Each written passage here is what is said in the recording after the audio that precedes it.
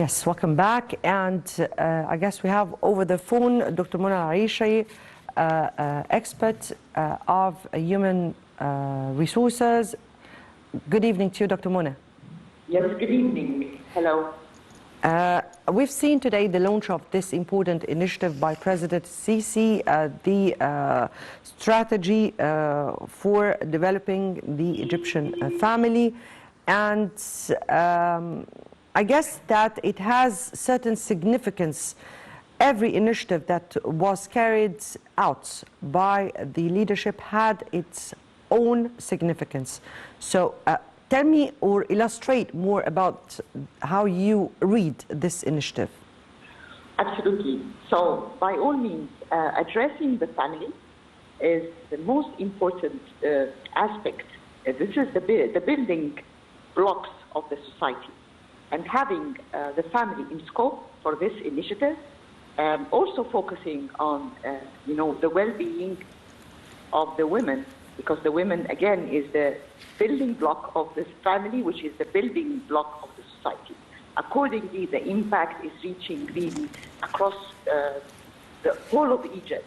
And by building this strength, both in the family and in women, I believe we would see tremendous outcomes because, once we have the women investment correct, and we bring in real investment in women, immediately the GDP itself is affected because they are very focused on their own family, the progress of the family and the education specifically, and there would be a lot of outcomes coming of this immediately.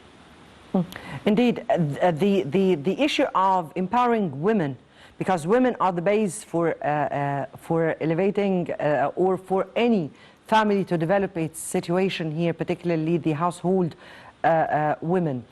But this is one axis, elevating the standard living of people at large.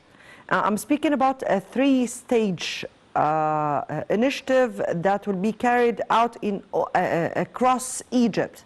And we're speaking in the first stage of around 1,520 villages that will be, or this initiative will be carried out on. So if we are speaking about the elevating of people standard, how far do you see that the initiatives, the recent initiatives, particularly the Decent Life and other initiatives, have been tackling this very particular issue, and how far how did that reflect the importance given by the leadership to the welfare of people? Yeah.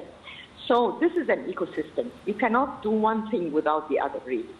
And Decent Life itself, Haya Karima, is bringing many dimensions to the welfare. It's bringing there is self-respect, the confidence, and also it's bringing the real, it's not just buildings, it's bringing the real feeling that I am a trustworthy person, I am worthy, I can do, and I can deliver.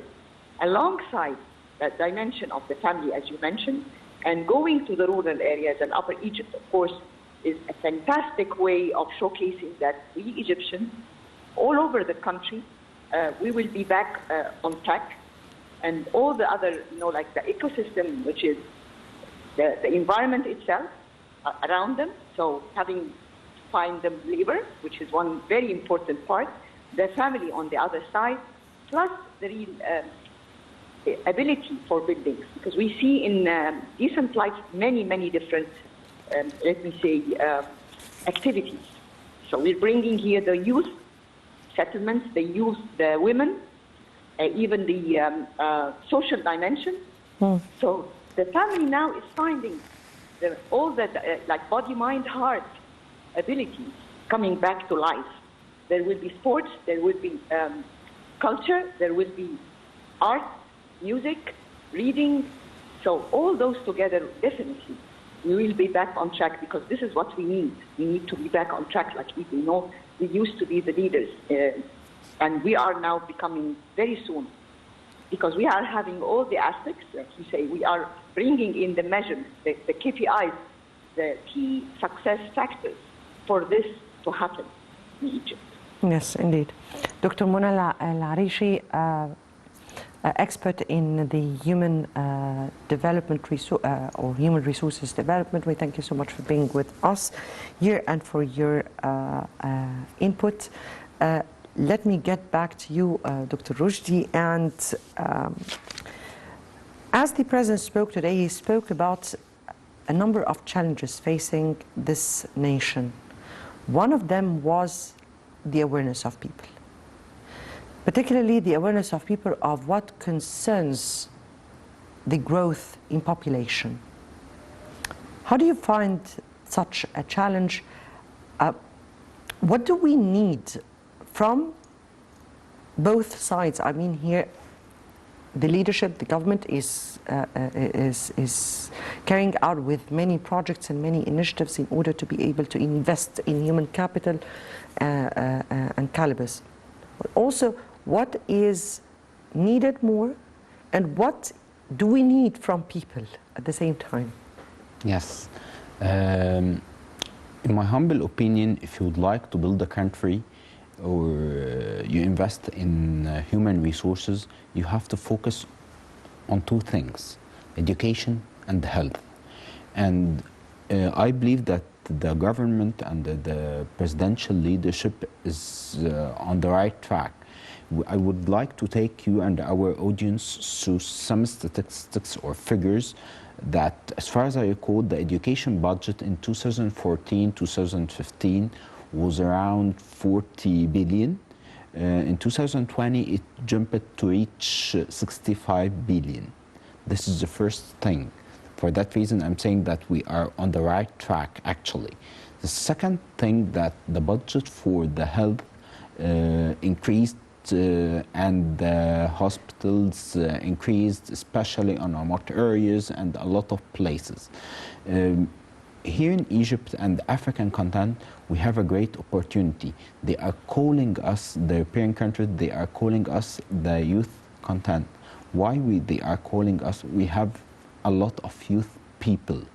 If we can see the age of pyramid and comparing it with Europe, we can see easily that the majority of people are youth. For that reason, if we work on them and increase the awareness for them, we can bear the fruits from that, because we have a great man labor, in addition to give them the skills, especially in education. We have to decrease the gap between the pragmatic and dogmatic side. Actually, this will help us to give the acquired skills for the market, for the youth segment.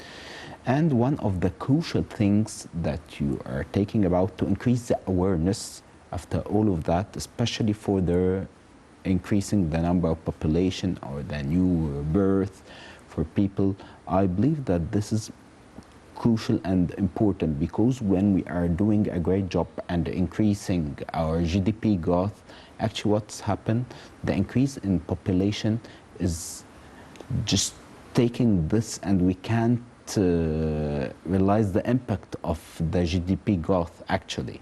And this is a crucial issue in all developing countries, and we have to focus to increase this awareness.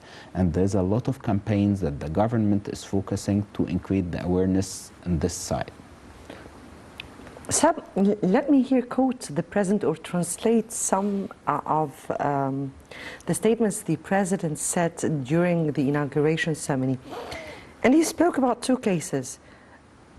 The first was, he was addressing the Egyptian citizen, telling him, you want your child to go and join a university, whatever it is. But are you aware of what he will be working after that? That was one issue. He's also said that in order to give birth to many, many children, then you have to make a strategy for this upcoming period. How will they get good health? good education, live in a good standard or have a decent life. He also addressed girls when he said, did anyone tell the girl before she get married that you have to stay at least 1 year before you give birth to a child, so as at the very beginning assess the life conditions that you are living in? I mean, here, this is exactly what we are speaking about when we want to raise awareness about this big challenge. Because indeed, there is this issue of human resources, which is indeed richness to any country, any state. But also this richness, if not prepared correctly and rightfully, it will be a challenge.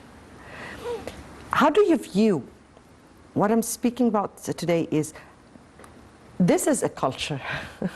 Yes. How are we supposed to be addressing this culture? Because it is really a big concern.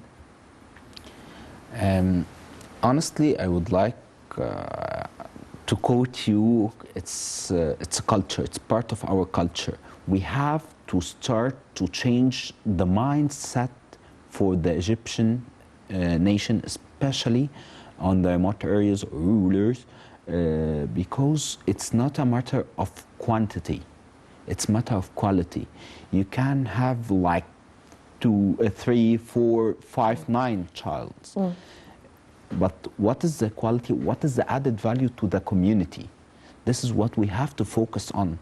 I believe that if you have 2 child, for example, but the quality of those 2 child that they will add to the community, and they will give them and our country a lot of things based on they will give us a lot of things to help the community and upgrade our value in the community. This will help us a lot. It's not a matter of quantity, as I told you, it's a matter of the quality of people. And in addition to that, we have to decrease the gap between the market requirements and what the education institutions provide for the new generation. Especially nowadays, it's not a matter that you have a certificate, it's a matter that tell me what you can do, like show me your muscles, what you can do. This is the most important thing. You are aware that last year we have launched our strategy or our human rights strategy. And the main priorities for this strategy was to care for the citizens, give them good life, give them good education, give them good health, and all this. How far do you think that all the past initiatives have been addressing particularly such issues? Because the whole world is tackling the issue of the human rights or are prioritizing such an issue. And Egypt has been setting its own features of what really should be, or what really is meant with human rights. I believe this initiative aligns with our 2030 vision to increase or enhance the life standards for the Egyptian citizen. Actually, if you would like, as I told you and our audience previously, if you would like to build a country, you have to focus on education and health, especially for 2 main pillars or 2 main segments, women and youth segment. If you, I can tell you that a lot of initiatives, and take our audience, a lot of initiatives that the government focusing to enhance youth and empower them, enhance youth skills and empower them. For example, the initiative to develop special programs to finance the entrepreneurship, the entrepreneurs. Yes, in addition to the ventures,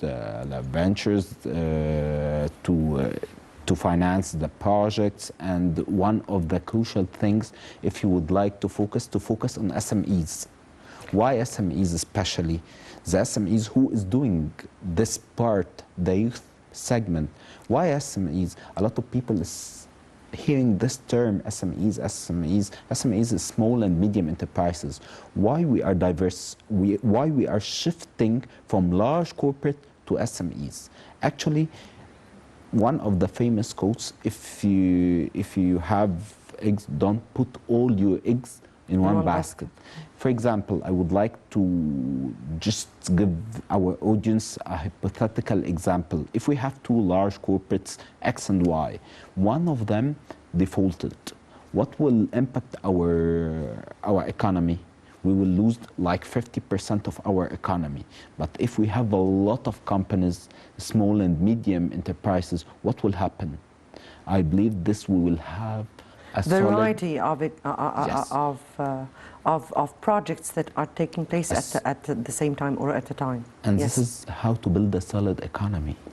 In a nutshell, this is the mechanism to build a solid economy. And if we took back the experiences of a lot of developing countries a couple years ago, they depend on what? On SMEs to build their economy. And their GDP growth before the COVID reached to 7 and 8%.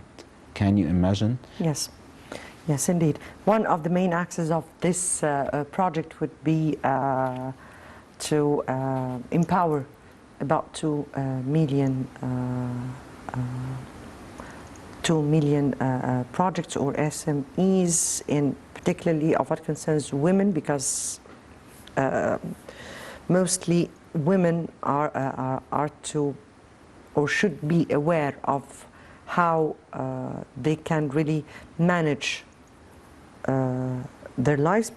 You know, women, households, they are the wives, they are Yes. the daughters, they are a working power, they are partners in life, and they are half the society, right? They are half the society.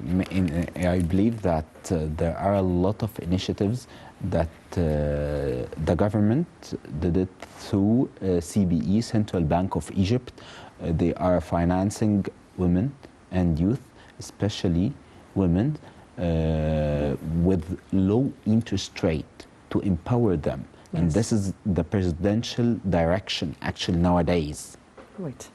And we are hoping to see the fruits of such initiative. It just launched today, and we will be seeing in this upcoming period what or how we will reap the fruits of such. We have already seen the fruits of some of the important initiatives, the 100 million lives, the decent life, and many initiatives that have been carried out. We'll wait and see how it goes. I believe it will positively reflect our GDP growth in this year.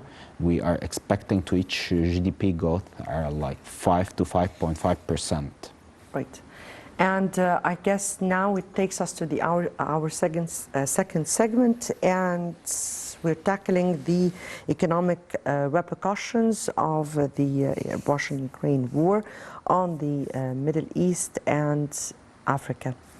Before we delve into our discussion, let's first have this quick report, and we'll come back for more discussion.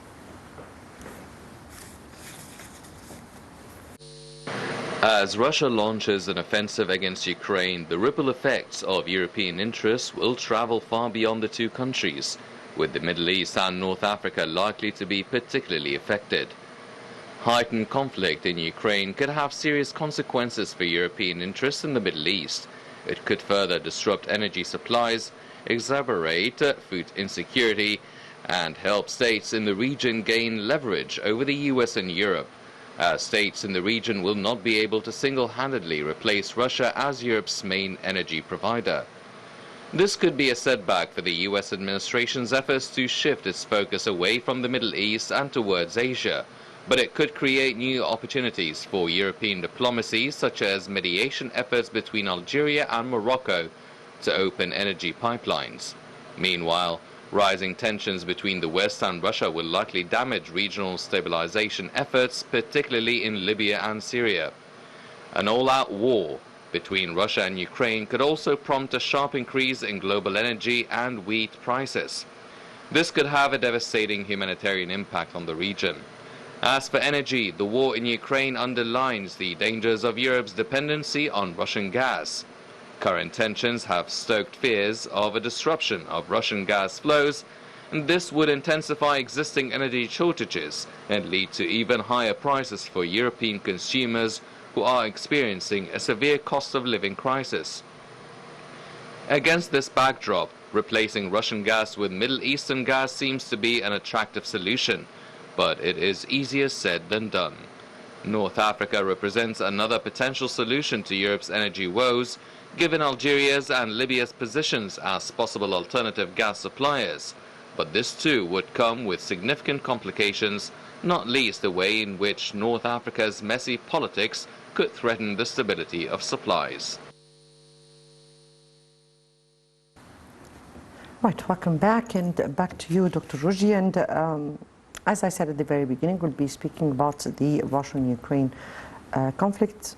Hopefully it would end in peaceful matters. Anyway, this war has its own repercussions, economic repercussions, particularly on the Middle East and Africa. Tell me how you read those repercussions on the Middle East and Africa from your point of view. First of all, I would like to start this part of our episode with one of the quotes for Ron Paul, the American activist and politician. War is never economically beneficial except for those in position to profit from more expenditures. Actually, I would like to cover a lot of points in this part, especially the first one, how this will impact globally, the unemployment rate, the GDP growth, the inflation rate, the oil prices, food prices. It already affected the oil prices. Yes, it is. unfortunately, it went skyrocketing. Unfortunately, prices. Yes. It jumped to $105 per barrel. Yes, Per and it will reflect on the stock. It reflected already on the stock markets and central banks. But the crucial thing that I would like to start with the food prices. Actually, according to Maslow pyramid hierarchy of needs, which is the first thing, which is we have to cover the physiological needs, and then safety, and then the part of belonging and self-esteem and actualization. This is the human being needs. If we would like to take the first part, which is the physiological needs, which the food and the housing are the crucial things. Nowadays, we are struggling a little bit about the part of the food. There is a great expectations that the food prices will increase, especially, as you know, and our audience, that Russia and Ukrainian together produce, as far as I recall, nearly a quarter of world wheat, actually, and coming disturbance could fuel higher food prices nowadays. Especially they are exporting sunflower seed oil and corn, among other products. This is actually would little bit let the all nations struggling how they can overcome those tiny, those major challenges that all the global will face. See, sir, there is nothing tiny about this whole thing. All is major. Yeah, it's because when we speak about the increase in prices of energy, then we're speaking about the increase in prices of everything. Yes. Everything. When we speak about the production of wheat, we're speaking about the daily bread of people. So there's nothing tiny. Yes. Please.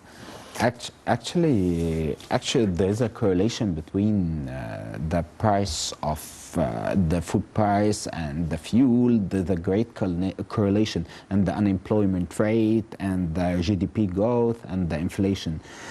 Actually, the impact of this war will reflect on food prices, as I told you and our audience. The unemployment rate, according to the World Bank, the global unemployment rate is estimated to be between 6.3% to 6.5%. Actually, I would like to take you. How would that affect the unemployment? Actually, when there's war, there's a recession, there's a lot of people will lose their jobs. Accordingly, there's expectations that the unemployment rate will increase. If historically we return it back to the Second World War, this is actually reflected on all countries. For that reason, a lot of countries should take the precautions to do a contingency plan. In my humble opinion, I'm an optimistic person. I believe that this will be solved in a diplomatic way. We all hope about that. We definitely hope about that. As for measures taken, because we did not cover yet how does that reflect on the Middle East and Africa particularly, so we'll be speaking about how would that reflect on that, and measures taken by Egypt, because Egypt has been one of the very first countries to take precautionary measures. But before we turn into these questions, let me take our second report, and we'll come back for more discussion.